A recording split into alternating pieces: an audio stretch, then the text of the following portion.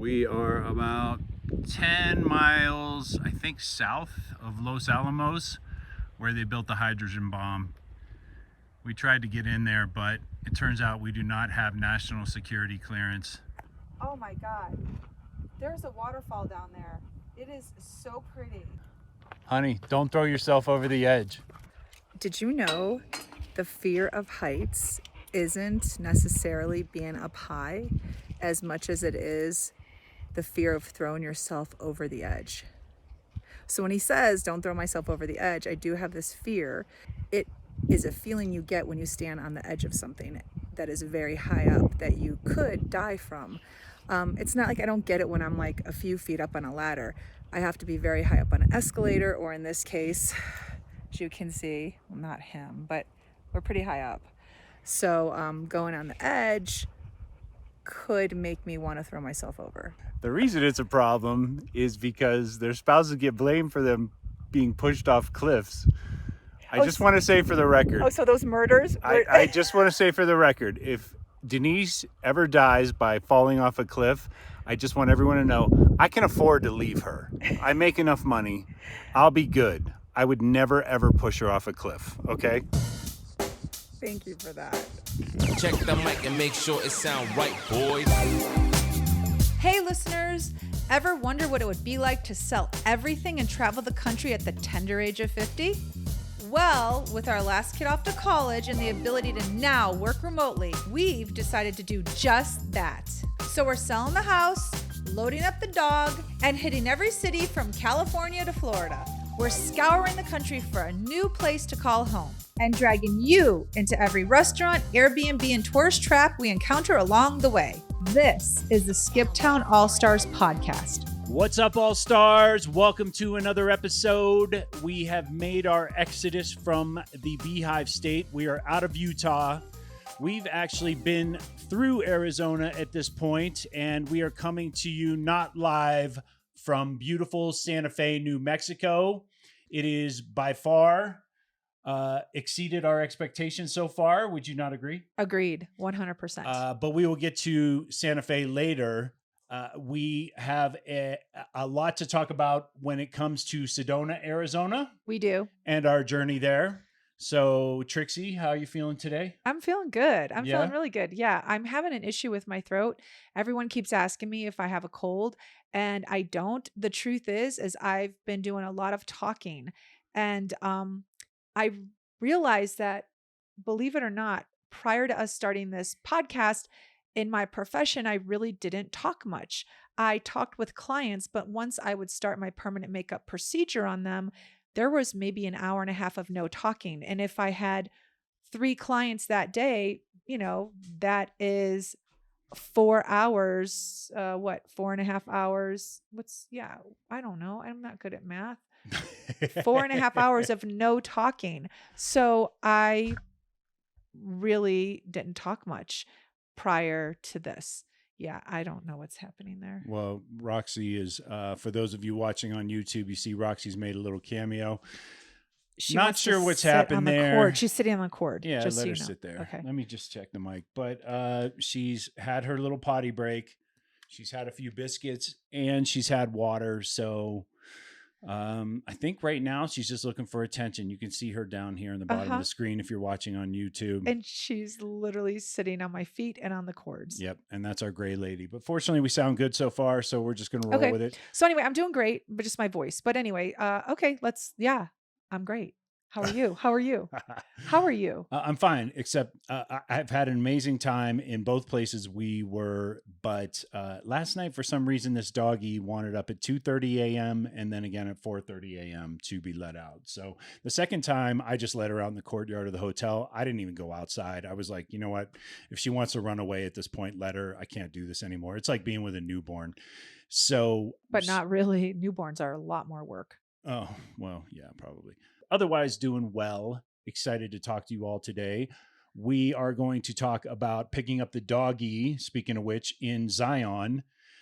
We left Zion after an amazing few days at Under Canvas. We did. It was a trip that I had planned. It was a surprise trip for James, my version of camping, which was glamping, and it was a lot of fun. Under Canvas was great. If you haven't listened to episode 6, please do so. We spell it out in great detail. It was a fantastic time. Cut to picking up the dog at doggy daycare. We left her there after hiking the Narrows. We did not want to be rushed getting out of the canyon and then racing down into the little town. So we left the doggy overnight, and I think she had a little resort experience of her own because when the time came for the attendant to give her back to us, she actually did not run to me. She ran back out into the yard with all the other little doggies. So cut again to us getting her and collecting her in the van finally. And then her staring out the window for 4 straight hours all the way to Sedona, not even making eye contact with us. Yeah. So the drive to Sedona was a little harrowing because we are not good at what's the word when you Planning. No, okay. We're good at planning, I think, but we're not good at like tracking weather. We are not good at tracking weather, and people have been dropping DMs on us and actual text messages saying, yeah. "Hey, have you checked the weather in the next city you're going to?" Yeah. Are you sure you want to go to the south? Yeah, and we're like, "Oh, okay. Well, I guess we should look at the weather." And it's usually very last minute, and our drive to Sedona proved that as we legitimately drove into a storm, and we saw it in the horizon, and there were cars turning around on the freeway in front of us that were also heading into that storm, but we decided to just barrel ahead. Well, I kept thinking, because I kept seeing it on our right, and I said, oh no, we're going to miss it. We're going to miss it. And then on the GPS, you saw a huge bend in the road sending us directly right into the storm. Oh, absolutely. Yeah. And so you kept saying, it's fine. It's fine. I'm like, no, look. And then he would enlarge the GPS screen. You got very quiet because you did not want to address that we were heading right into a storm. Yeah.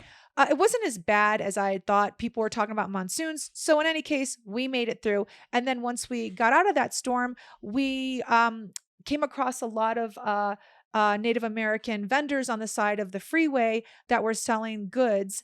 And I ended up stopping at one and purchasing a few items, like some bracelets. You got a necklace. Yeah. It was really actually great. It's what I wanted to do. I was so happy that I could, patronize a local business. I literally went to the family of the woman I purchased from. She told me her dad had made a necklace. Her brother had made some bracelets. And her house was right down the street from her setup. And and mind you, we were miles and miles into Navajo Nation at this point. So, I mean, it was a lot. Everywhere you looked, there was a reservation on either side of the freeway. So it was pretty obvious it was going straight into her household in the community, which felt good. Yeah, it was great. I loved what I purchased as well. So that was great. Then we started heading towards Sedona again and hit a sandstorm because the monsoon wasn't bad enough. If you are following us on Instagram, I have video to show you what a sandstorm looks like in Arizona. You can literally see pillars of weather off in the distance. Like it looks like a column coming down from the sky of gray, or in the case of the sandstorm, pure white. So it was magnificent to see all of that, nature's creation in its natural form or what have you. But 2 times. It was also a little spooky the minute we got into this. When we got into the sandstorm, I didn't really care about the rain. I knew we'd be fine there. But the sandstorm was a situation where you could not see like 10 feet in front of the car. So. Oh, yeah. At one point, he slammed on the brakes, and I was so worried that we were going to hit the car in front of us or someone was going to rear-end us because you could not see in front of you. I mean, it was very dangerous. So we got extremely lucky. But the only way through it was through it, and we did it. And we came out to Sedona on the other side. I'm happy to report we actually arrived somewhere in the daytime again. We did. That was fun. We've been having a terrible habit of arriving night at most of our destinations, but the last couple, we have planned it appropriately, and we've arrived when the sun is still out. So tell us about Sedona and the arrival, the landing. Okay, so Sedona was my idea. I've heard so many wonderful things about Sedona. Living in California, a lot of people venture out to Sedona, and it's supposed to be this magical destination. When you go there, you're basically like you're thrown into like ethereal happiness. That's the only way I can really explain it. 4 vortexes of energy Are supposedly surrounding the town of Sedona. So all I kept thinking about on our travels was that we would get to Sedona and it would be life changing. It didn't really happen like that. And I can't explain why. If I had to guess, I would say to you, it has a lot to do with who you know and where you stay.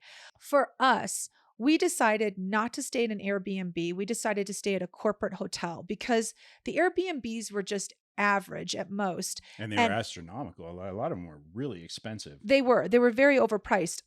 The ones that we were looking at were situated right in downtown Sedona, which I thought the location would be great. So when we ended up going on the outskirts of Sedona, I was really pissy about it. I mean, I was upset that we were so far from downtown. We were in a corporate hotel. We stayed at a Residence Inn by Marriott. But the truth was, it was the best day. You threw a little fit at first, so let's just hang on that for a second. You were not happy. You said, why are we staying here? It's almost as expensive as some of the Airbnbs, which wasn't true, but there were definitely cuter hotels we could have stayed in. I don't think it would have changed our experience though. So all of that to say, I'm really glad that we stayed at the Residence Inn. It was huge. I mean, the room was basically a suite for the same price of a room. Yeah. It had a couch in it, a full kitchen with a stove.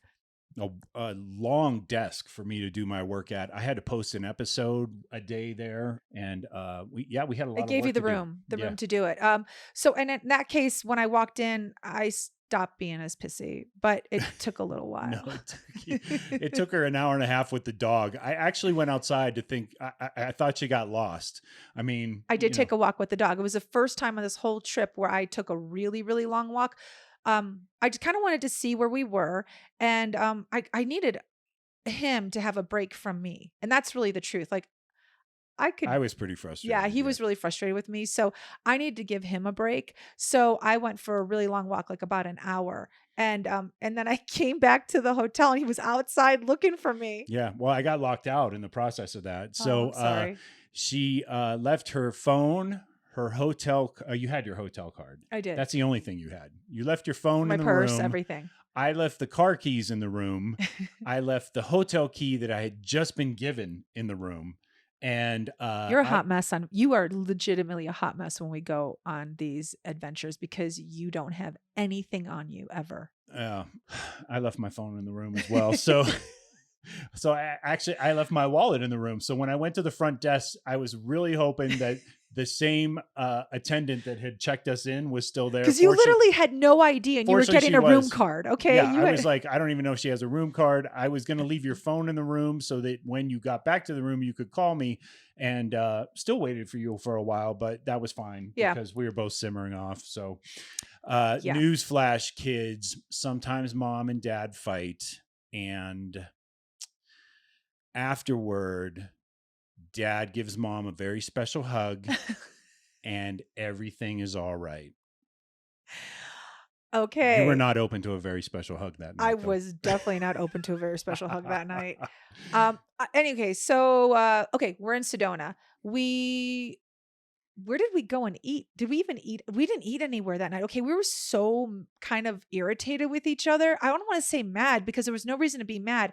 I was more irritated with him, and then he was irritated with me because I was irritated with him. Well, I mean, it's in fine. fairness, Okay, so we had selected this place together the night before, but Denise was on her phone while I was booking the hotel. And even though I had ran it by her, she was kind of only half paying attention because she was embroiled in whatever task she was doing at the time. Yep. So I thought it was a different price. I thought everything, but okay. So we didn't eat that night. So we landed in the room, and all of a sudden she realized that, she realized that she had a hand in picking this place. Yes. And then she decided to take it out on me. A little bit. Okay. Whatever. So what ended up happening is that since it was my idea to go to Sedona, I wanted to do a lot of Sedona-esque things. So I booked us the 3.5 hour canyon hike that ended with yoga while the sun was setting. I thought that would be a really cool thing to do because we are literally hiking in the canyon and we're looking at all of these magical vortex mountains around us. Yeah. It ended up being beautiful. It was exactly what I had anticipated. It actually It was gorgeous. was even better. No lie. So we met our yoga instructor / hiking guide. Yep. At Her name was Zoe. Zoe. We met her at Chapel of the Holy Cross. Denise told me we were going to do this right. I don't know, maybe half an hour before, and just I didn't want him to. I honestly waited until we left because I didn't want him worried about it. It was 3.5 hours, and I knew that when he heard the time length and then he heard that's yoga, a long time to be doing yoga. He was gonna freak. Yeah. So I was like, I'm keeping this shit under wraps. And you know, I've worked out at a variety of places over the years. I know the value of Pilates and yoga and mobility and all that stuff. I get it. I'm an ex-football player. I suck at it. You know, it's just, I'm horrible. I know, but and I don't like doing it because I'm not good at it. And I see all these limber people. I see old men just like, reaching to the sky. And I'm like, okay, I can barely, I've said this to him before because I've made him do yoga with me in the past. There's no right or good way to do it. You just do it and you just do what you can do. But in any case, I knew he would be in his head. So well, I decided 3.5 hours is a daunting, like, an hour long yoga session in the past has been like, oh my God, like by minute 20, I'm like ready to tap out. But I knew I feel like I've been in an MMA fight at that point because I'm just not flexible at all. And so I'm ready to I'm like tapping out and there's nobody even wrestling me. So, well, I knew it wasn't going to be 3.5 hours of straight yoga. I knew there'd be some hiking involved. The yoga didn't really feel like an hour and a half. Did it feel like an hour and a half to you? Yeah, totally. It felt like 4 hours. But so we met at Chapel of the Holy Cross, which is a huge, visitor attraction when you go to Sedona. It's actually a chapel that is built into the rock. Yeah. Yep. It's pretty incredible. And so from there, we could see Cathedral Rock. We saw Elephant Rock. We saw Bell Rock. We saw Madonna with Child. And we wrapped around the Two Sisters. There are 2 points right there. But then we made our way all the way up to Chicken Point Overlook. That's where I actually have footage. You'll be able to see it on the YouTube channel or our social media when I get that stuff uploaded. I'll post it. Yeah. It was really gorgeous. Beautiful. I broke out the wide lens to try and capture as much of this as I could for you guys. It was overlooking that valley. Like we'd been to Zion, and it's interesting that every state we go to, the mountains or the valleys different. Or the canyons are distinctly different.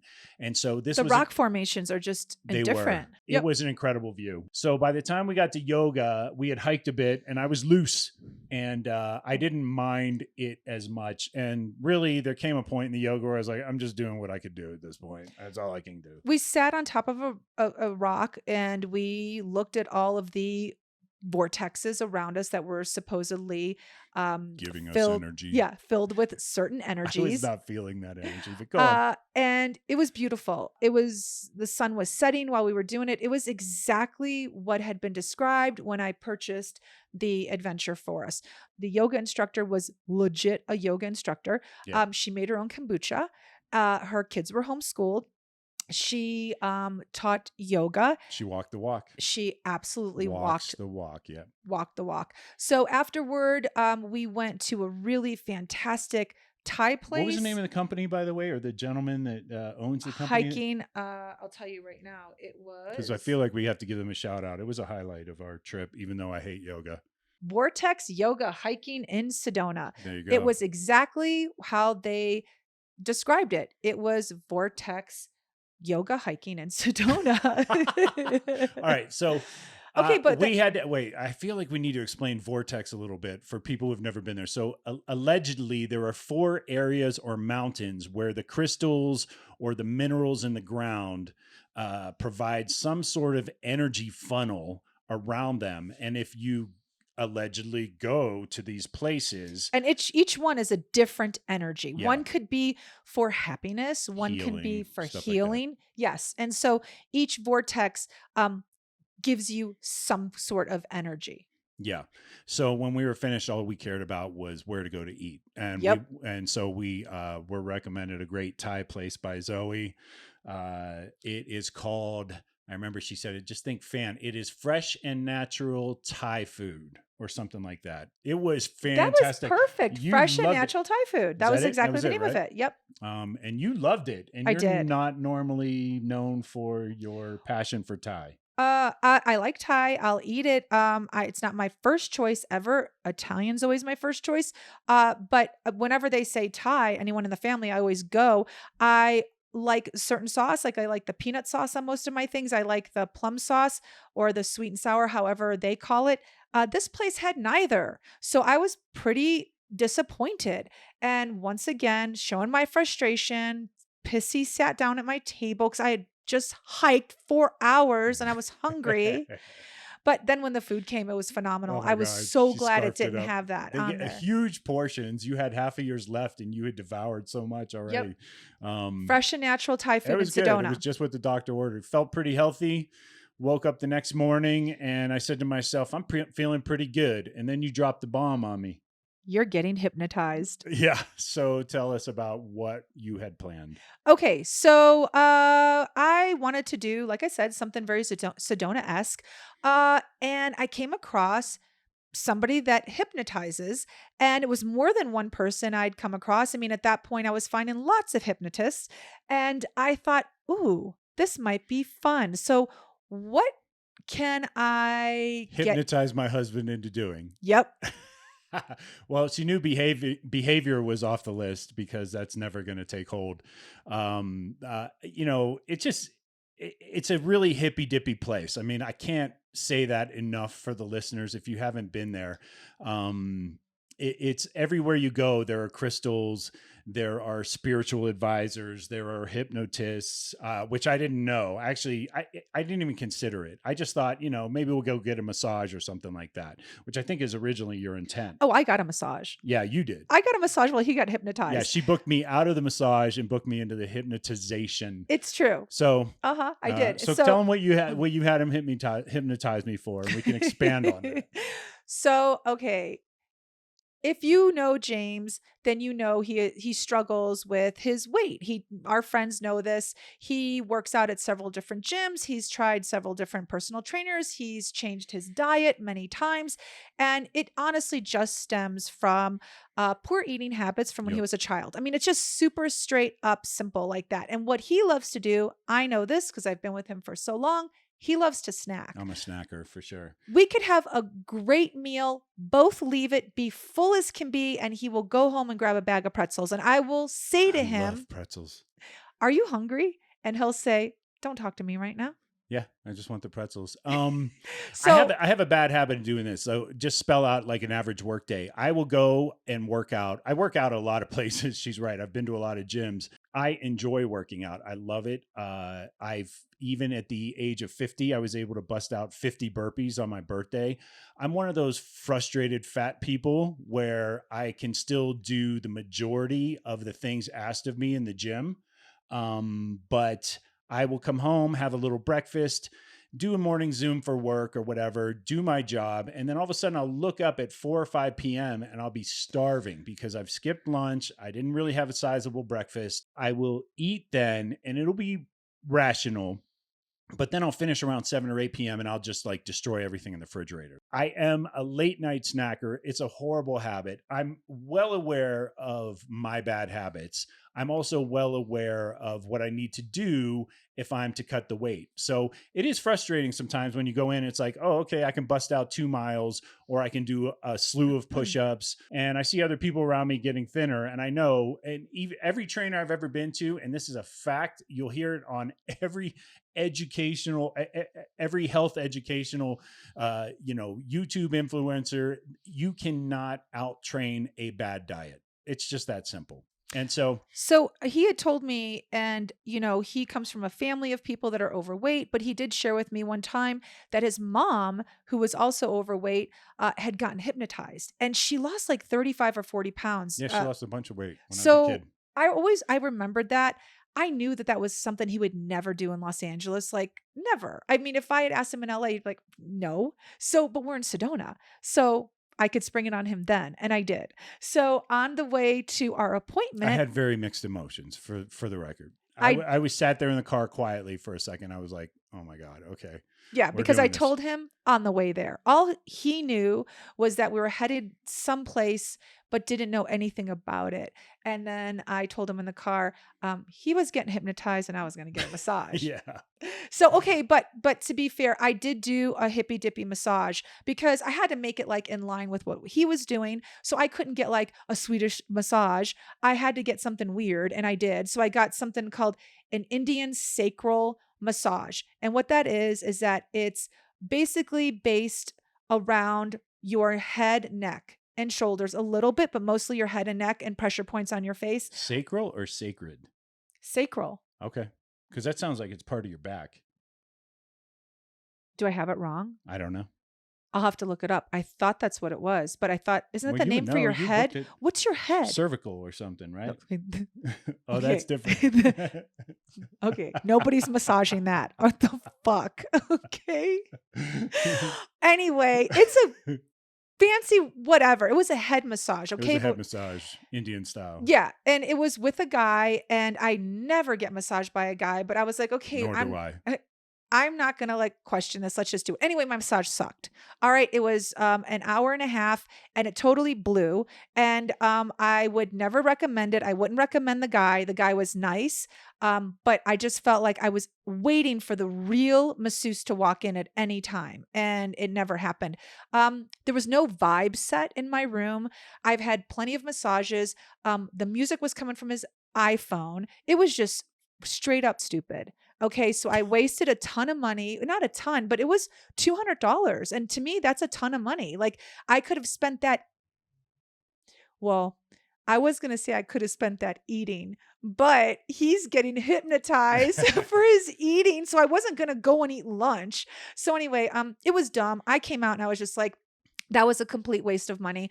But whatever. So, but when I came out, he had a different experience, and I was Yeah. so happy for that because I think his guy was straight up legit. And I had researched his guy more than I had researched my guy. So I think that in there is where the problem lies, is that he really had a real hypnotist and I had a fake masseuse. Yeah. So my experience was vastly different. It was interesting. We spent about, how long was I in with this guy? Like 2 hours or something? It like was that? a 2-hour session. Yeah, which also sounded brutal. Like I just gotten out of 3 hours of yoga. You know what I'm saying? And so Just when go she with told me it. it was going to be 2 hours, I was like, oh my God. Okay. So I'm not going to lie. There was a part of me that wanted to just, sort of pull the ripcord and bail out of this whole thing. But I know she already booked it and probably already paid the money. And I also knew that you guys would find a good laugh in all this. So I did it for your sake, people. Stop it. You stop that I did right now. Anyway, you know you wanted to I do went it. in with an open mind, and I sat down and we talked for about 45 minutes about, what I wanted to accomplish.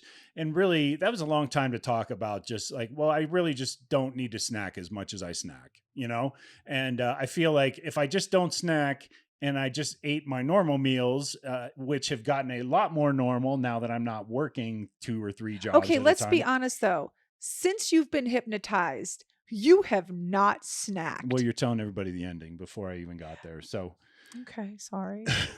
I want to know about what was happening in the session. I know. I'm going to tell you in the session. So we started out, and then we had to sort of spell out 1 or 2 or 3 mission statements. It was like, I will only eat 2 meals a day, maximum 3. That's a quick mantra I can remember, right?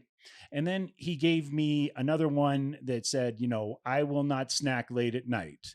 And then he gave me a third one. I forget what the third one was. But anyway, a lot of it had to do with, I needed a physical connection to these things that he was about to like basically implant into my brain as he hypnotized me.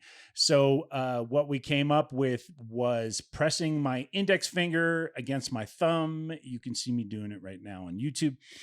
And every time that I feel like I want to crush some pretzels.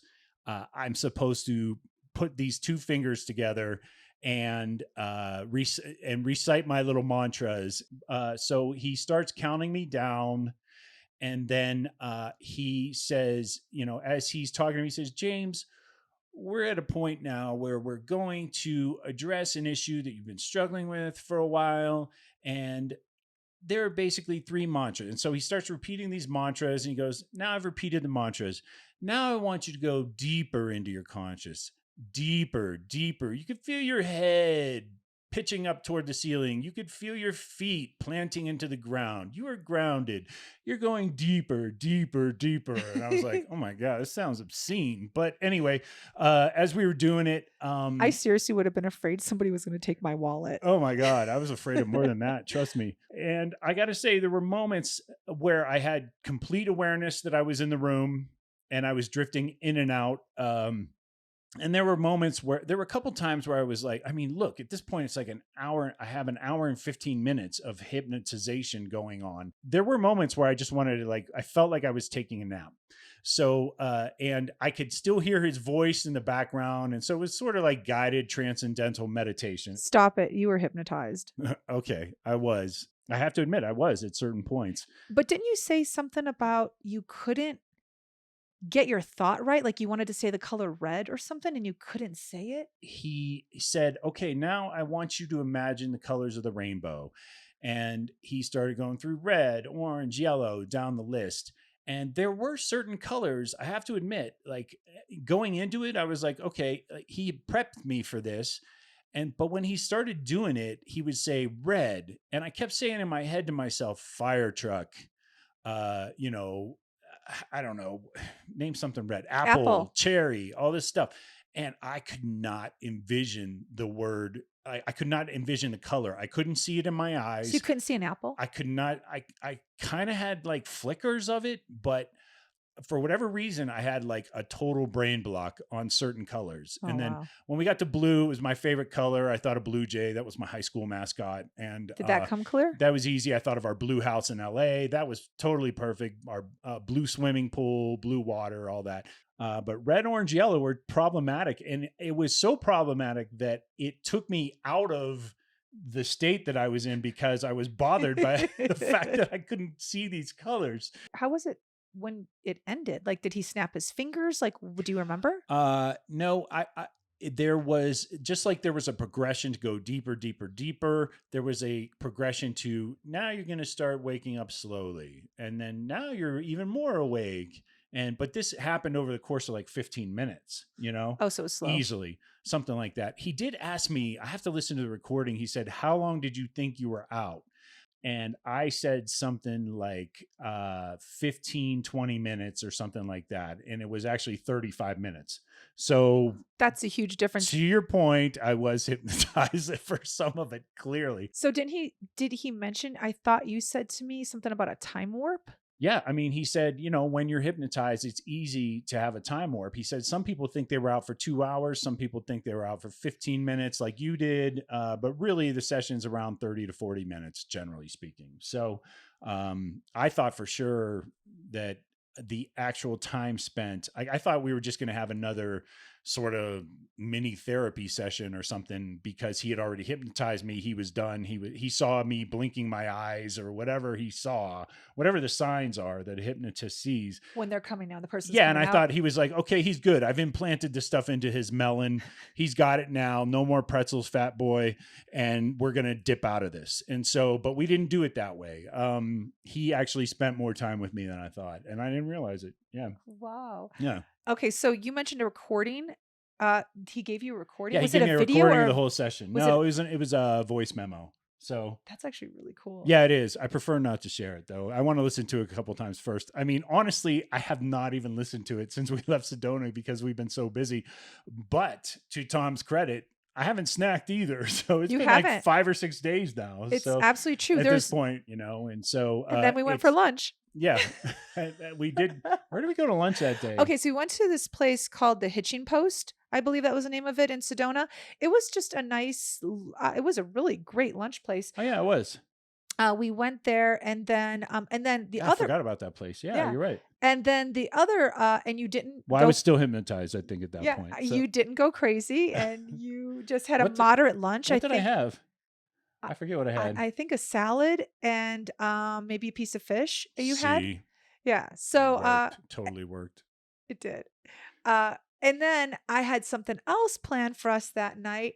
I was going to have us do a sound bath, which is okay.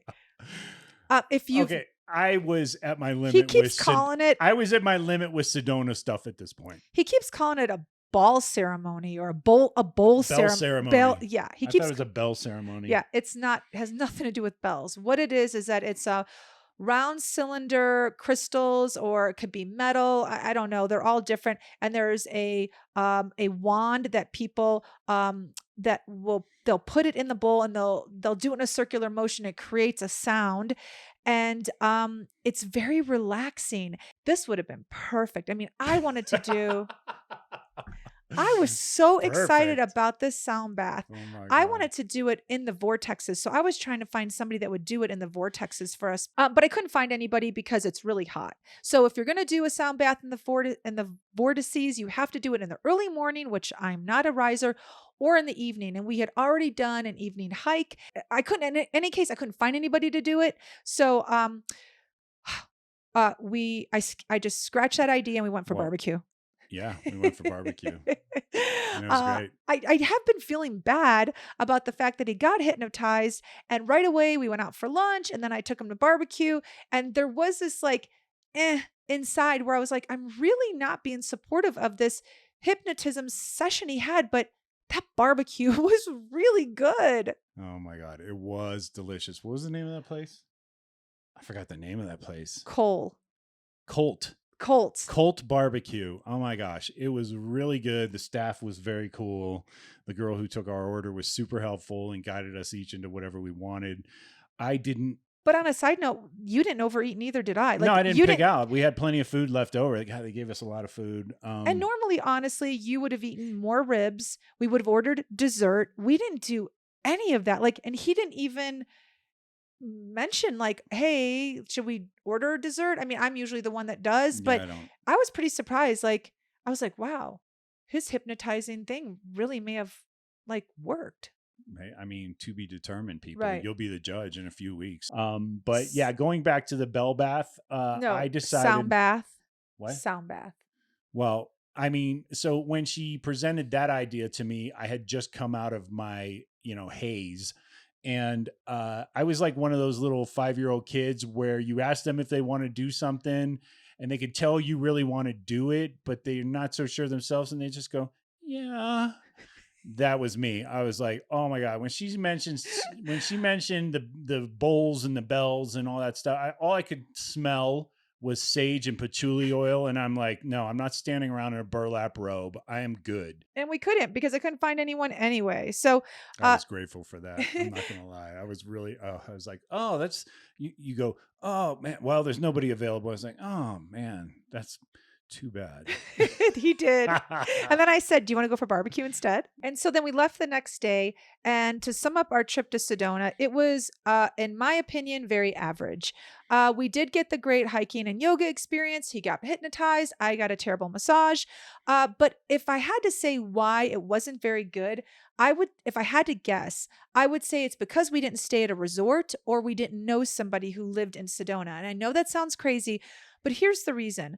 I think you experience the Sedona way if you know someone who lives there and who can take you to the like Sedona places, or if you're at a retreat and all of those amenities are at your disposal and you can do the sound bath at a retreat. You can have one of those foo-foo massages that like brings in all the energy and makes you a good person. I was expecting, honestly, I gotta be honest, I was expecting hippies walking everywhere, Birkenstocks, crystals, gray hair, wavy gray hair on women. Like I was expecting all of that. I guess like the 60s come to life is what I was expecting. And there was none of that. It was Like just It people. was all Patagonia and Lululemon. I'm not. Let's just let me jump in here. I don't even think it was that. It was though. commercialized. Very commercial. There were strip malls everywhere. How The about strip, that? The main strip, which essentially makes up the town, is full of great roadhouses and great bars and and some, I don't know, I guess great restaurants. We had It wasn't. we found a couple on our own. For whatever reason, nobody was able to tell us where to go eat. That's a different situation, Yeah, but we'll it go there. wasn't scenic. That's the thing. It was very flat. Meaning like the main street wasn't charming. I just felt like all the buildings were like, it reminded me a lot of Park City in a way, but with Not at all. with red rocks and bushes everywhere. Not at all. But it was like shops after shops after shops. Park City's so charming. High priced crystals. Everything was, sort of, not everything, but so many shops we went into were top end. It really wasn't until we got to, what's the name of that place?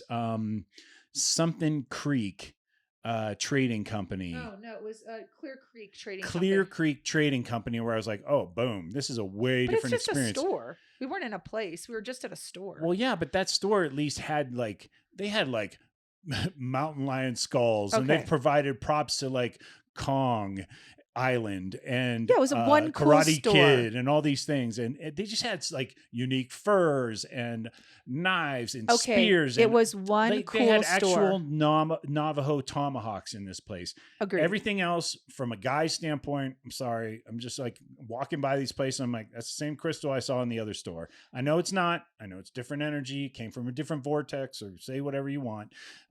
It was just totally very flat, not, very stale. I just thought it was just boring as shit. I mean, I thought it was very flat, very stale. I thought it was really boring. It wasn't what I thought, but I again go back to maybe we should have stayed elsewhere. Maybe we should have known somebody that lived there.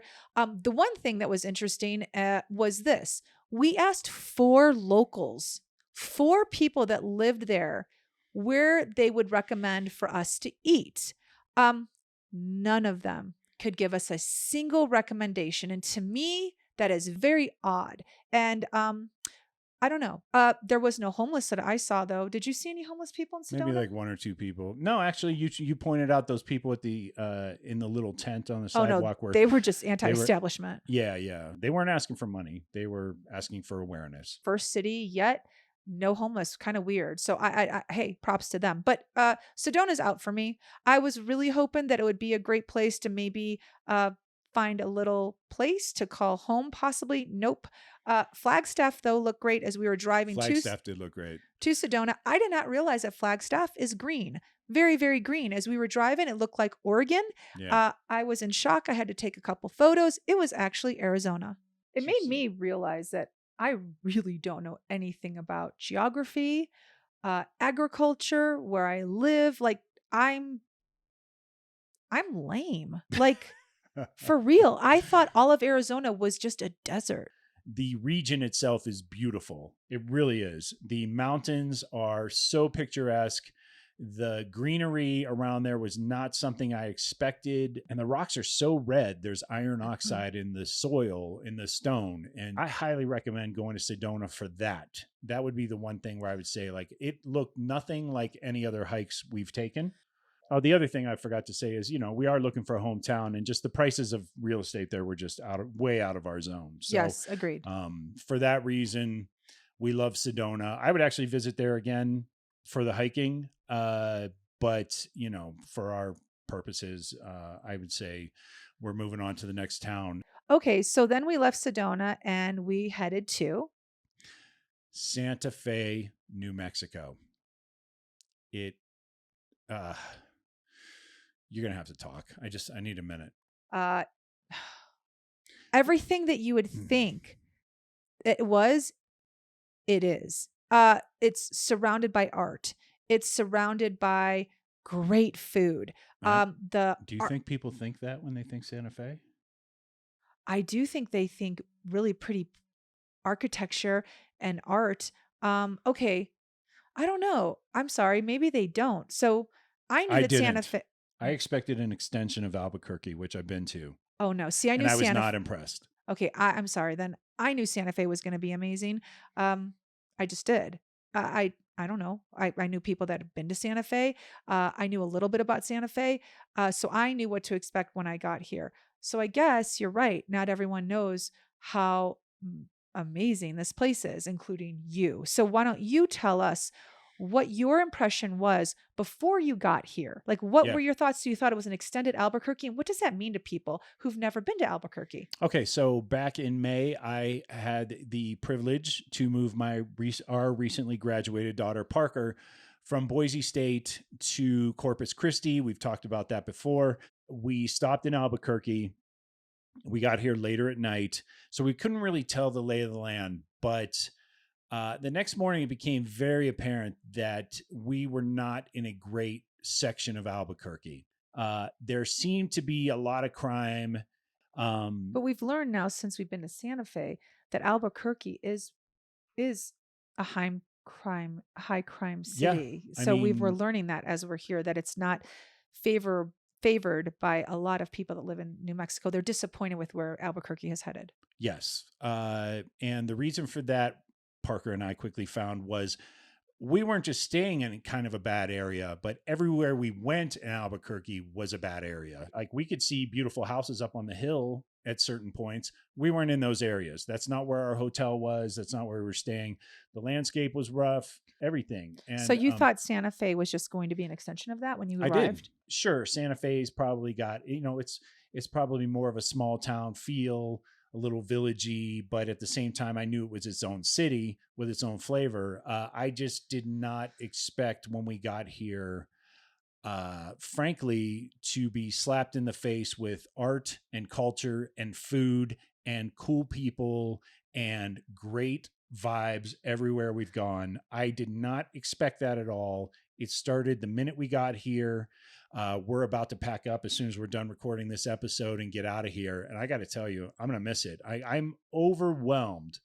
I am overwhelmed by, being a visual person and working in the visual arts and all that. I'm overwhelmed by all the sights. Like, I feel like I could stand in each and every gallery in Santa Fe for like an hour or two. And I've only scratched the surface on this city. And, it's pretty shocking to me, I must say.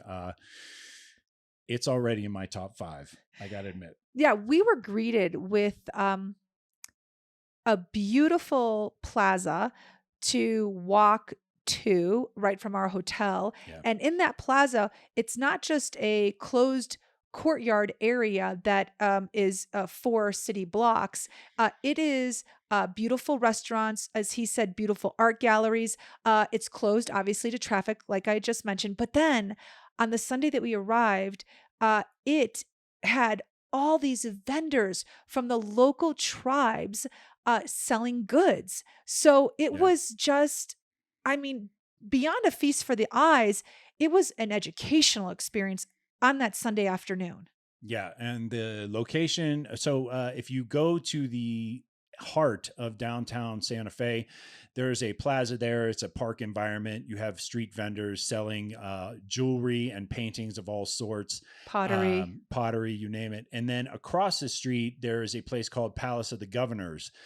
Under that awning, I guess, if you will, it's not really an awning, but under that cove, I'd say it's an awning. It's a strip of Native American designers, artisans, you name it, sitting there. Metal workers. Yeah, metal workers, all sitting there selling their wares. And you can just go through and, sort of look at all their pieces, bargain if you want. We really didn't do that. Nobody was bargaining. It felt really weird to people bargain just with Native Americans. It's just bad karma. Oh yeah, no, I didn't see anyone bargaining. Maybe, I'm sure there are people. That's not how we do it. Like, they're selling their goods and services. They've worked hard on whatever the pieces are. We were happy to buy those from them for the price that they were offering. What we did learn is that you cannot set up shop with your goods if you are not already like a registered if you're not already registered with a tribe. Like, you have to be a legitimate Native American artisan to be able to be there. So you can't be white person, you can't be Hispanic. The city takes it very serious, and each each artist has a card with a registration number, what tribe they're from.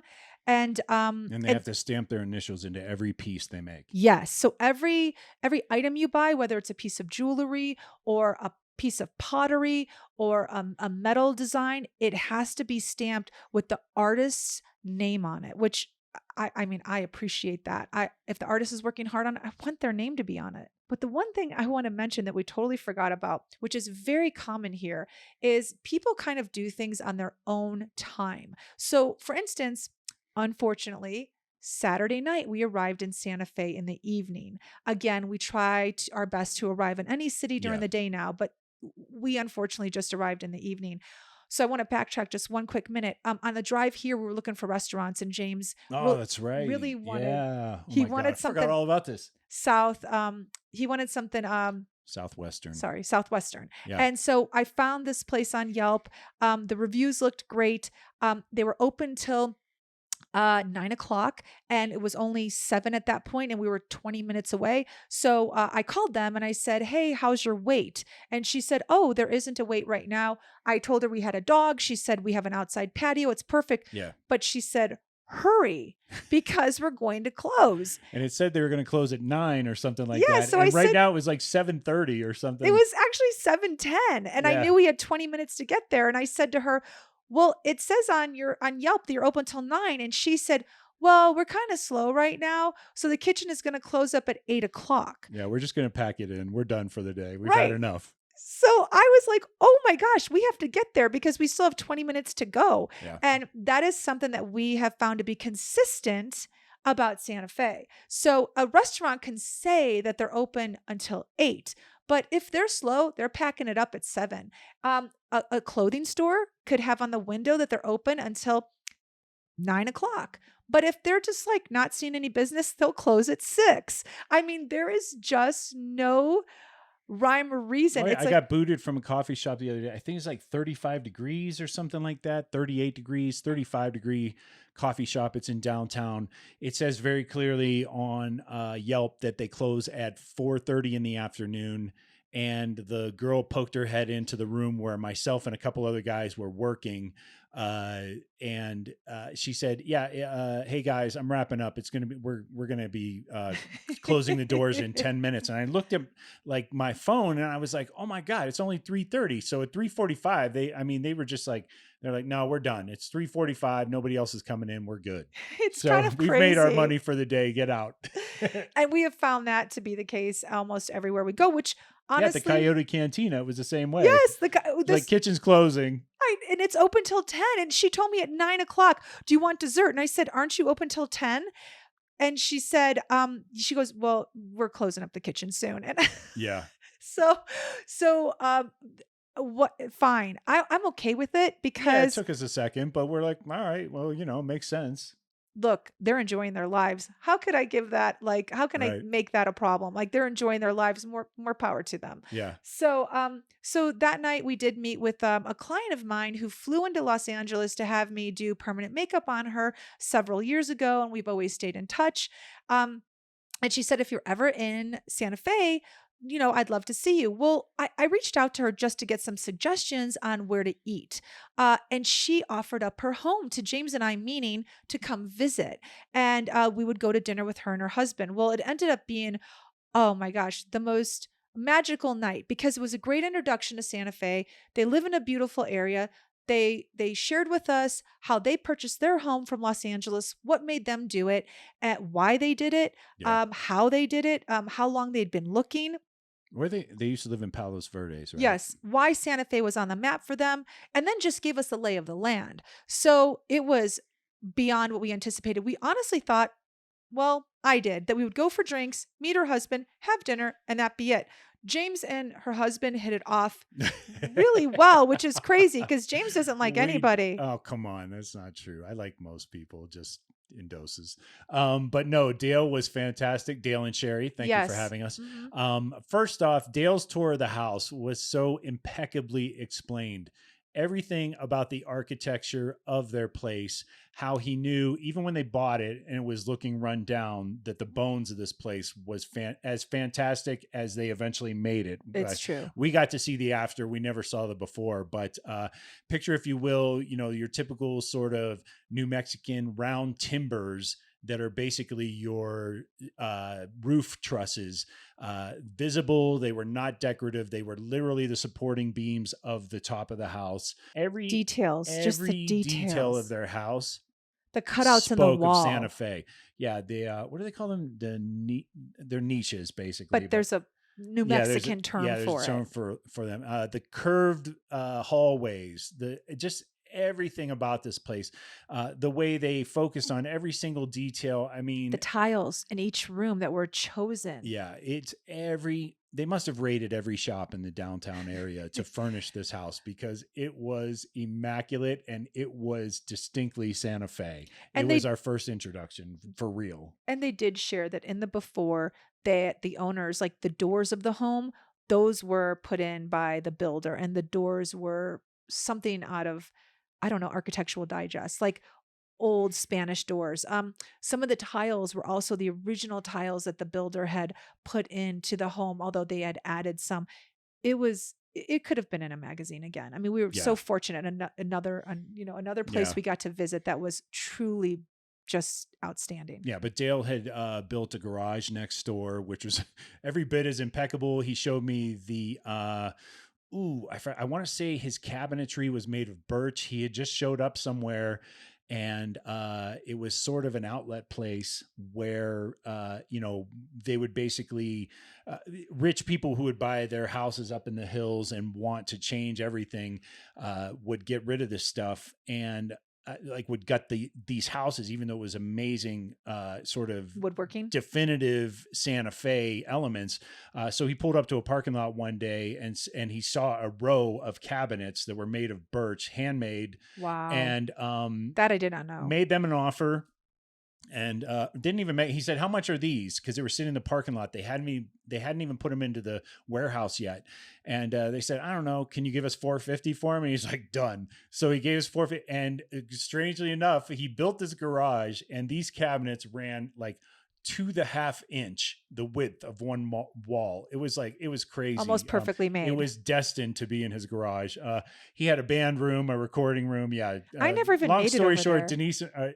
Denise and Sherry were wondering where the two of us went, but we were fast friends. And I've really enjoyed my time with him the entire time we've been here. Yeah. We've enjoyed our stay so much in Santa Fe. We extended our trip here. Yeah. We felt like that 3 days wasn't enough. And it's 4 days isn't enough. Sherry and Dale gave us plenty of suggestions of where to go. We took a lot of those suggestions. Also, we met another woman here, a colleague of James. Her best friend lives in Santa Fe, and she was kind enough, Jenny, to have a drinks with us one night and give us the lay of the land, her version. And funny enough, it was very similar to Dale and Sherry's. And she had great insight on Santa Fe, and just, it's been so enjoyable on so many levels. I mean, just meeting the people that we've met. Yeah. At one point, James said to me, everyone here is so calm. Yeah. And I responded with, how could you not be? There is no wait to get a cup of coffee. There is no wait at the grocery store. There's almost zero traffic. I mean, I think the most we've waited at a light is like a minute and a half. Yeah, you're so. At a bar. There's zero wait for the bartender. There's no traffic. Any street, any highway, any freeway. If you see another car, it's kind of rare. I mean, honestly, you may see on the freeway 1 or 2, like that. More than 7, I've yet to see. What's not to be calm about? It's so easy to live here. When people say that they live 20 minutes out of town, it's a legit 20 minutes because there's hardly any traffic to get into town. Even the downtown area, a stoplight here, some stop signs, but you're kind of moving the entire time at the speed limit, getting to and from our hotel. I mean, most of the time we've just walked. Nope, we've walked almost the entire time. The only time we've gotten in the car has been to travel outside of the downtown area of Santa Fe. Yeah. And the one thing I don't know if most people know this, but Georgia O'Keeffe has a museum here. She's from New Mexico, so people really talk a lot about her. There's an area that she lived in outside of Santa Fe. We unfortunately did not get a chance to visit her hometown, but art is very prevalent here, not just with Georgia O'Keeffe. There are galleries everywhere. Yeah. I mean, the only way I can describe it is like New York. When you go to New York, there are certain districts and areas of New York that have just housed all the art galleries. Well, think of that, but the entire city of Santa Fe. There isn't just one area. It is art everywhere. And it's surprising because I've yet in my adult life have heard anyone say, I've flown to New Mexico to buy a piece of art. I've heard I've flown to New York. I've heard I've flown to Los Angeles. I've heard I've flown to Paris. I have yet to hear I've flown to New Mexico, but obviously people do, because when I say there are 100 art galleries, that is not an exaggeration. That is actually probably an understatement. Yeah. Or an underestimation. Probably, I would say. I mean, even last night we went to Osteria di Sissi. Yep. Something like that. We saw the governor. The governor came in. The governor of she came in New with Mexico her entourage. Yes. was having dinner at the restaurant we were dining in as well last night. And then you're right. It's called Osteria di Sissi. Something like that. Yeah. That. Not something like that. It was exactly what you just said that I butchered. I butchered it this time. But we walked around the corner from there with Dale and Sherry, who met us out again last night.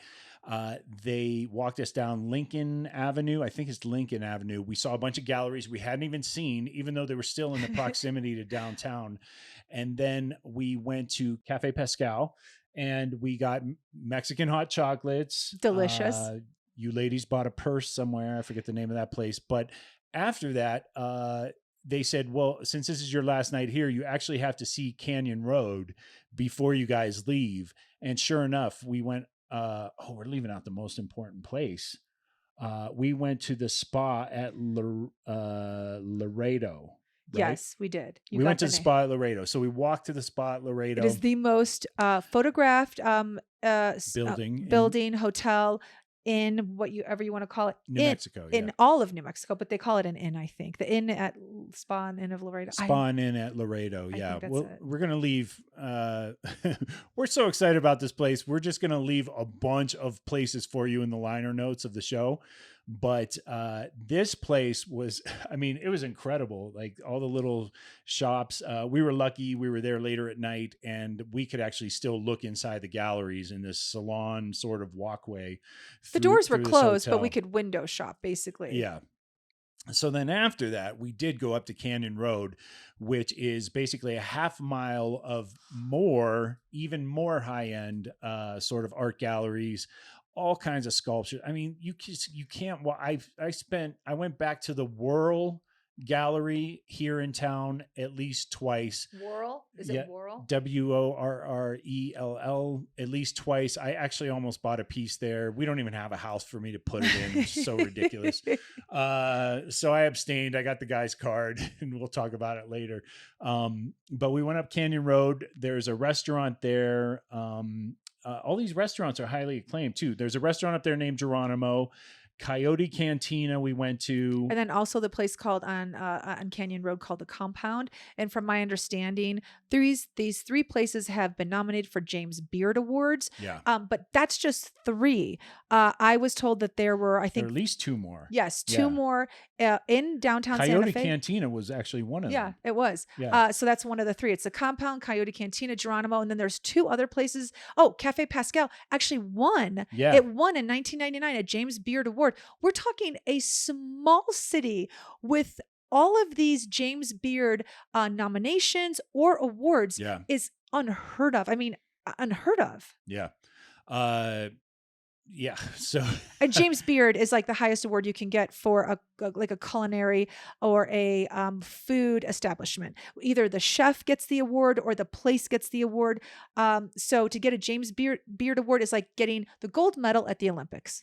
And we did find out statistic that Santa Fe is the second highest, art dealership city in the country. Yes, that is true. The most art galleries in the entire country. Number 2, New York being number 1. Yes. So pretty dang impressive. Suffice it to say that Denise and I have been blown away. I think your expectations were a little more leaning toward that. My expectations were just, I wasn't fully expecting to love this place as much as I did. I'm going to be honest. But let's get into the neighborhoods and some of the areas we traveled outside of Santa Fe, starting with Los Alamos. Go ahead.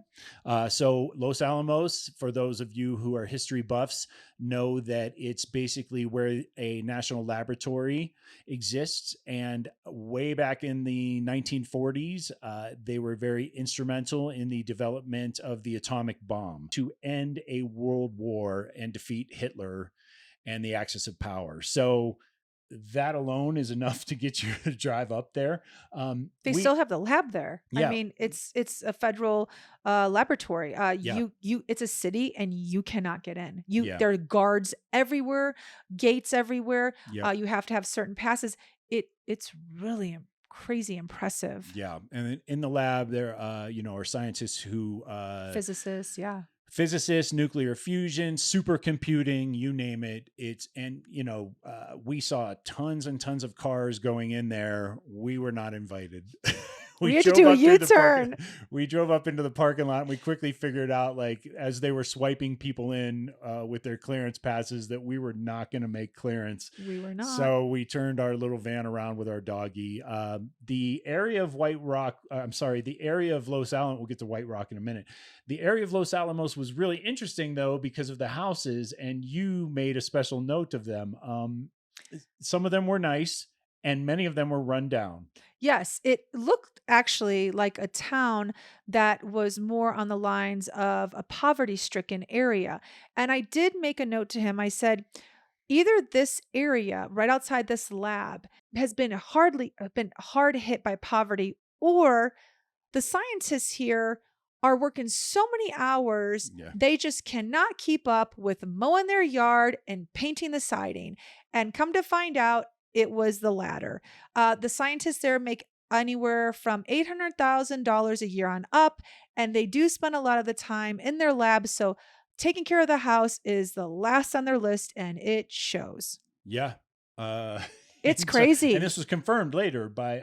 that's how I'm telling you. It's a fact. The Jenny that, met with us for drinks is very well versed on everything Santa Fe, and especially Los Alamos, because she has a foundation that deals with the residents of Los Alamos. And she confirmed that it is, all those homes are very expensive.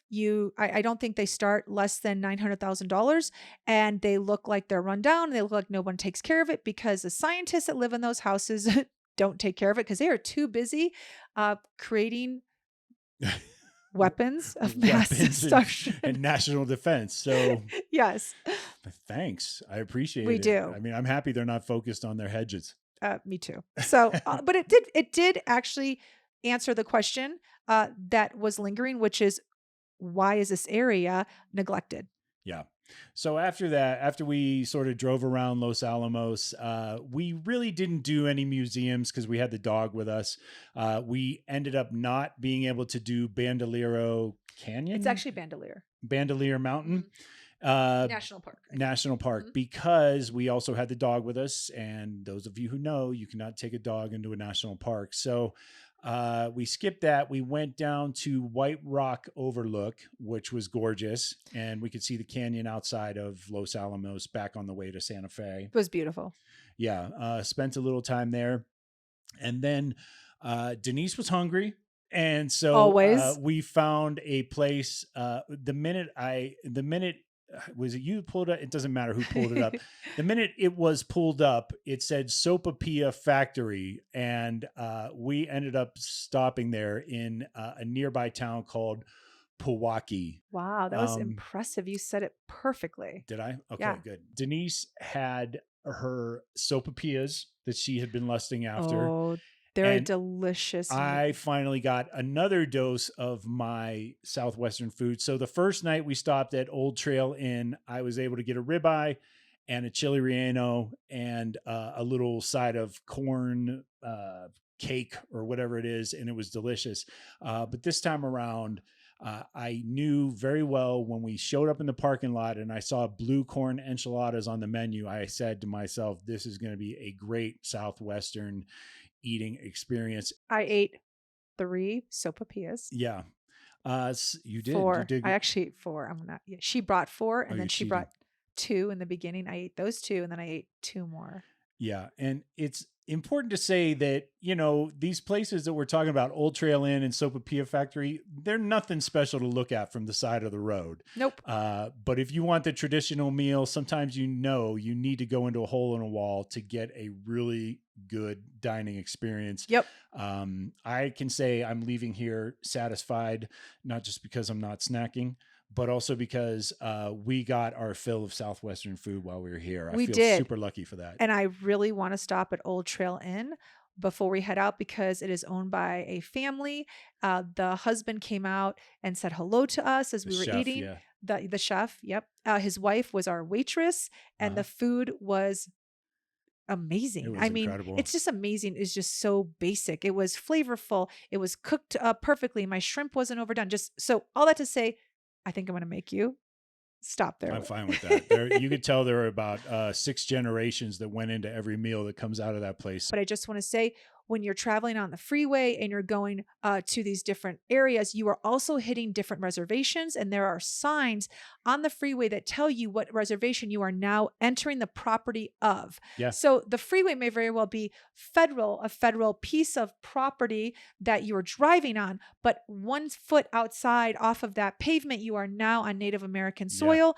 Yeah. And be very clear, there are rules. Yeah. And for sure. They state those rules. And if you don't abide by those rules, that is on you. At some point that day, we went across the Santa Clara reservation, and there are signs clearly marked at the beginning of your entry into this place that say, essentially, they're not responsible for any quote unquote accidents that happen to you while you are misbehaving on their land. Yep. So don't mess around. Yeah, exactly. So it's one of those things where they sort of have their own law enforcement. We saw the Santa Clara, police department. Yep. Yeah, police station. And then we went through there. We tried to look for pottery at one point, and the place we pulled up to, 2 Doberman pinchers came out. So we said, okay, we carefully turned our van around and got out of there. We went to the town of Espanola, found some really big houses there, but the surrounding area was pretty run down. We decided for the amount, $600K and up, they were asking for some of these properties, and half an acre, 4+2s, great looking houses, just not, I don't know, like for us, not a lot to speak of in the area. Aesthetically, no. Yeah. I mean, kind of whenever I see a Dollar General, I'm just going to point out, that's usually my tip off that I'm not sure I want to live in this neighborhood because I grew up in that environment. I just, I don't want to return to that. I feel like I've worked hard all these years, and I'm happy with a charming little grocery store instead of a chain bargain basement store. Anyway, so we decided quickly that Espanola wasn't for us, but the following day we went to Eldorado. We did. Rolling Meadows. Again, it was a recommendation from Jenny, who had drinks with us, and Jenny Parks. We keep mentioning her names. Jenny Parks of the Los Alamos National Laboratory Foundation. Yep. Foundation. LANL Foundation. I'm going to leave a link to her website in our show notes. She knows everything about the economic issues facing New Mexico, which is actually the poorest state in the nation. Yes. We've been told by a couple of people it is the poorest state in the nation. Educational issues, getting, children on the reservations and in the barrios educated. And, this organization of hers has been around. They just celebrated their 25-year anniversary. And frankly, they're doing amazing work with a coalition of other organizations to try and raise the level of education for young people in the state. Very commendable. Thank you, Jenny. Can't say enough about everything you laid out, the great parts and the blemishes of New Mexico. And her office is right in Espanola, and she loves it there. It just wasn't for us what we wanted. So she gave us some other recommendations, and one of them was this area called Eldorado. Eldorado is a slew of adobe houses scattered across decent sized lots, really pretty meadows, mountains in the backdrop. You can see the sky above you. You can see every cloud rolling above you. I really liked it. I was expecting as we left the city to sort of hit more and more desert looking land since we were moving away from the mountains. I was shocked to find all these meadows. So many people let the wildflowers grow in their front yard. They didn't mow. There wasn't a ton of manicuring going on or anything but in like a that, beautiful way. It was gorgeous. It was so gorgeous. Those houses are still a little expensive. We're talking $600,000-$700,000 for a 3+2. However, if they ever come down, we're keeping an eye on it. So I really like the area. They had a little grocery store for Denise. They did. She was happy. I was really happy. The first thing he did after he knew that this was an area that we both agreed on, he looked up how close a grocery store was. So I really appreciate that. Thank you. There was a coffee shop for me. There's a pizza shop for our kids. A burrito place, a pet store for our dog. It really, and reminder, it's legit only 20 minutes out of downtown Santa Fe. So whatever you need, whatever grocery store, big box grocery store you need to get to is still right down the road. So we really liked Eldorado a lot. And then we moved on to another area Jenny had pointed out called La Cienega. We learned later when we met with Dale and Sherry that this is a primarily Spanish section of town. When I say Spanish, I mean real like Spaniards, generational Spaniards who had lived here for probably over a century, I imagine. So a lot of older farms and stuff, very agrarian culture, very rural. It didn't really appeal to us too much. It was a little too rural. And the closest grocery store, 12 miles. Yeah, 12 miles. So that was a little far. That was a little far for Denise. But we did stumble upon something really cool as we were looking at the area. What did we stumble upon? Well, as we were driving, if you live in LA, you see the yellow signs everywhere, and they're usually coded with an arrow and some sort of code word that lets production people know. So if you're an electrician or camera person, you get a call sheet from your producer and it says where you're headed, where the address is. And as you're driving there, you will see, and they'll tell you on this call sheet, your code word is like for Batman. When they were shooting Batman in LA, they did not use Batman. Yeah, they would use something like White Knight or something like that. Whatever the code word is, White Knight. So it's your production. So as you pull off of Malibu Canyon Road and you're going up some back street somewhere, they'll have these yellow signs posted with White Knight and then an arrow that directionally points you where to go. We were driving yesterday, and as we got off the freeway to go to La Cienega, I saw one that said wind. And it had an arrow pointing. Yep. And we having been here a few days, we've been told repeatedly that the AMC show Dark Wind or Dark Winds, I forget. I think it's Dark Winds, plural. Has been recording here in the been shooting here in the Santa Fe countryside. So. So what did we do? We went and looked around. We went like and looked around La Cienega, tourists. but then on the way back, we're like, you know what? We got to check this out. And sure enough, we followed the arrows. We went up this winding country road and we found their crew parking. We found the whole city that's built. Yeah, you did. For this show. You saw it in the distance. Yeah.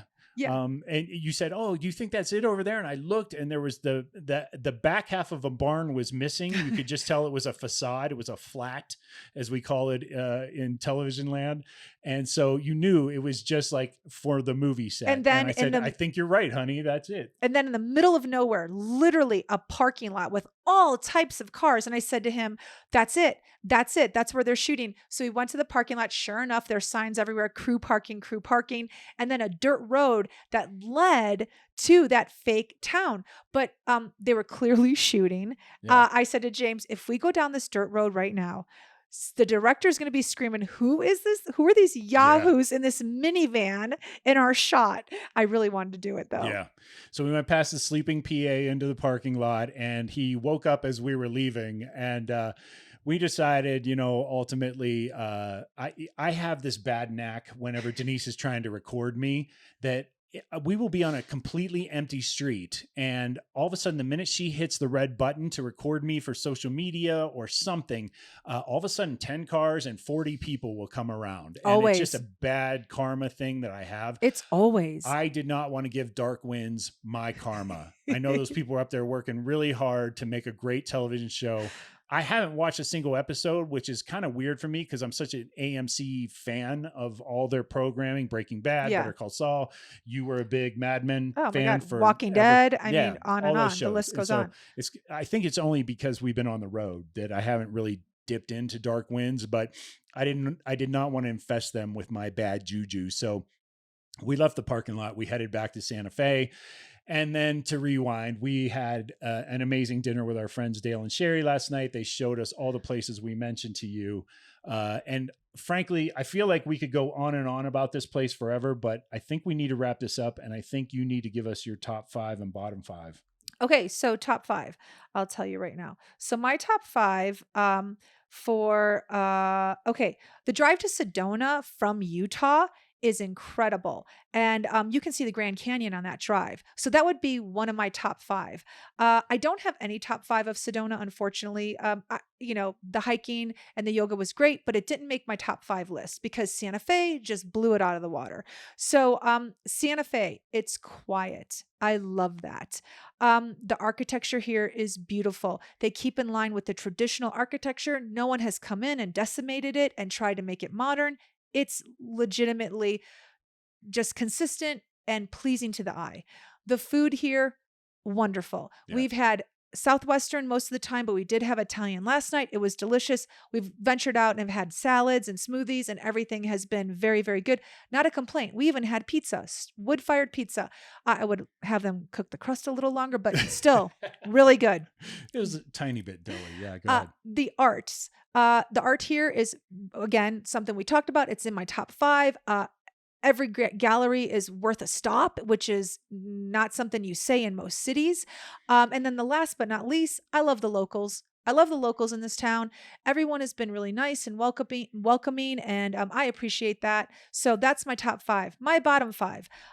For Sedona, I do have a bottom. That is that maybe you have to go to a resort to get the full Sedona experience. So for Sedona, I feel like it's very commercial and it looked like a bunch of strip malls. So Sedona hit my bottom 5. Santa Fe, one of the bottoms for me is that it's not for young people. And I know that could be a turnoff for anyone in their 30s, maybe even 40s. So a little bit disappointing that they roll up the streets very early. So that would be a bottom for me, looking toward like my kids. They would want something a little more active.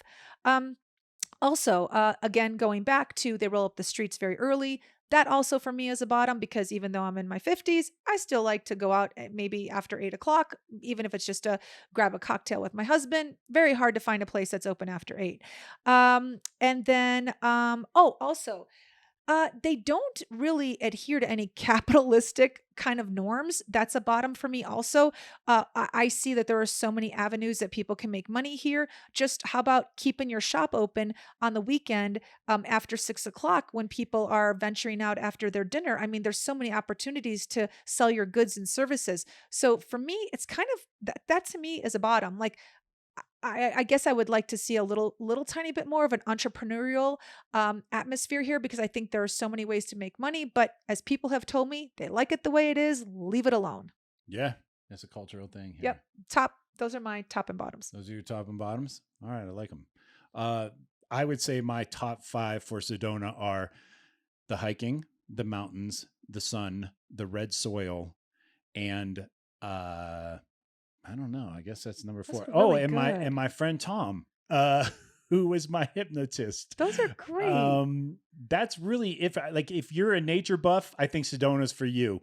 I wouldn't bother too much with the town stuff. For me, it was just like I said. To me, it just felt like super sort of upscale, commercialized in a lot of ways, in a lot of little nooks and crannies, and I felt like it was a little overdone. I was expecting a way more earthy experience than I found there. Agreed. So, and I'm not even a hippie, so there you go. The top 5 dislikes about Sedona. Well, I've already just all those things I just basically said. The other thing I would add is the real estate is way too high for us. And I'm glad it works for the people there and the people selling their homes there. It's on my it's my list, so I can put it on I can put it on my dislikes if I want. You go right ahead. The fact that I can't afford a house there, I dislike that. Anyway, so moving on to Santa Fe. I've loved the coffee. Even at our little hotel, they offer double espressos that are incredible. The coffee on tap here at our little bed and breakfast has been great. I've had it 3 different places downtown. My favorite being, like I said earlier, 35 degrees. The other thing I will say is just the fact that there's artwork everywhere. That's my number 2. To look at me, you wouldn't think I'm an art gallery person, but like I said, I work in the creative arts. I work in the visual arts. It's a huge thing when I go to a place and the aesthetic is like on point. I really dig this place for that reason. Number 3 is the food. All the restaurants we've mentioned, all the restaurants we're going to put in the liner. James Beard Awards. Are you kidding me? Like, this place, it's just unspeakable, really. Not what you expected. How crazy good almost every single place we've walked into has been.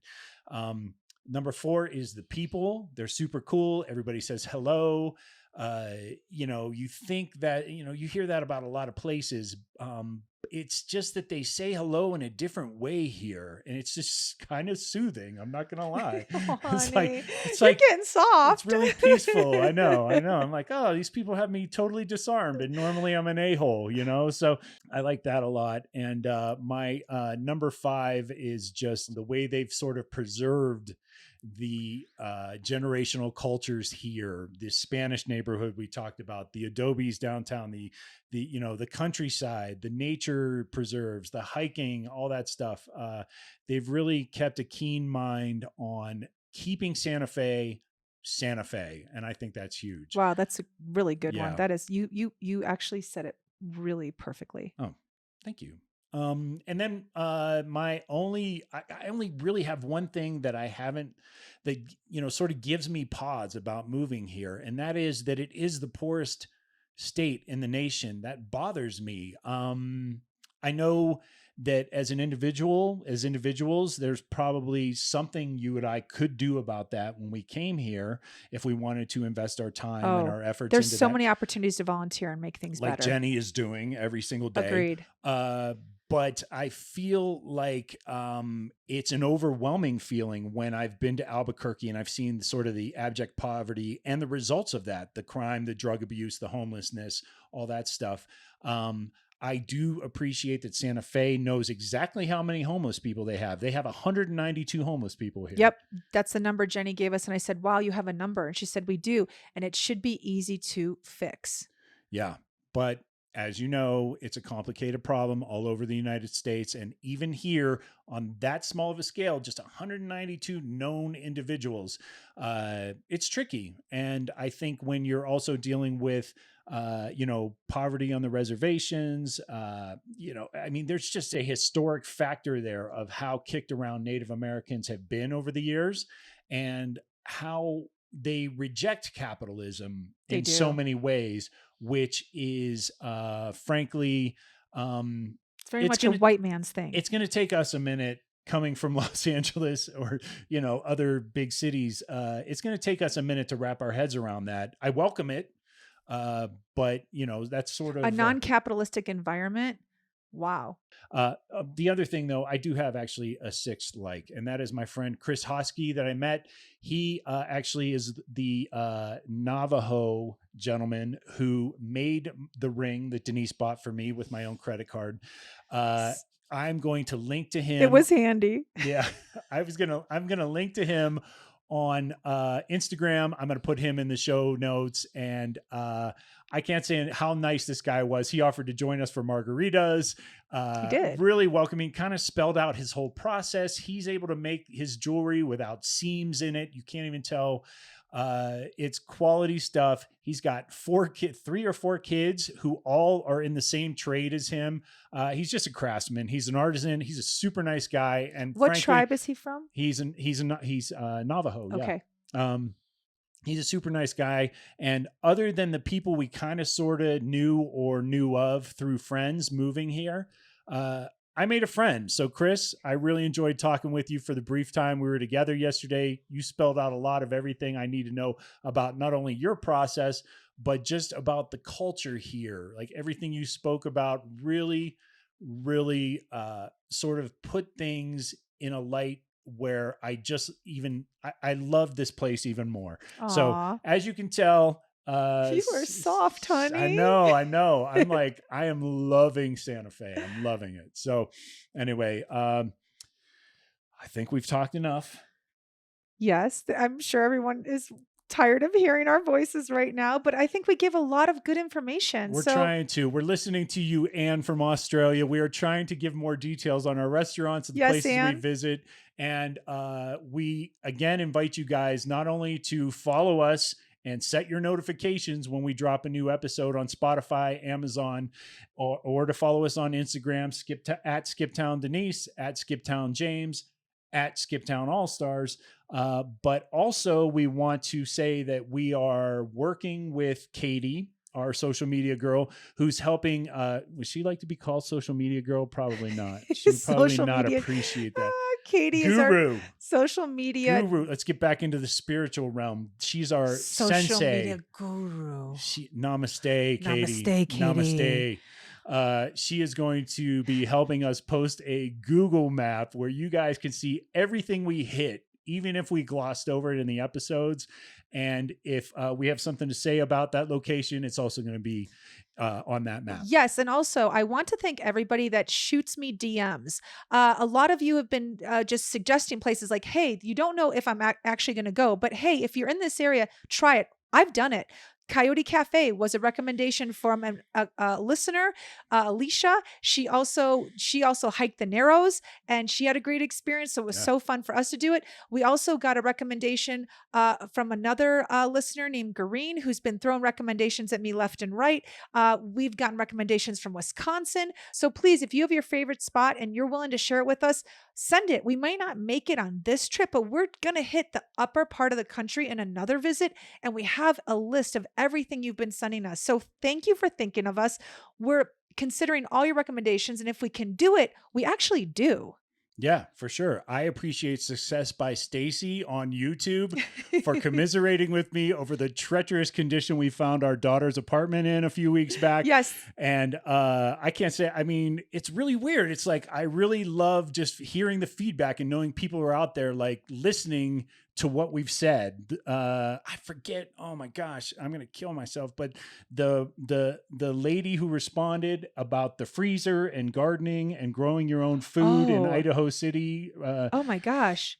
She was on YouTube, I think, right? She was. Yes. And she sent a huge message directly to you. Yes. And it was fun that you got to respond. So it's great to know that our friends are listening and love us, but we knew they would love us anyway, even if we totally tanked every episode.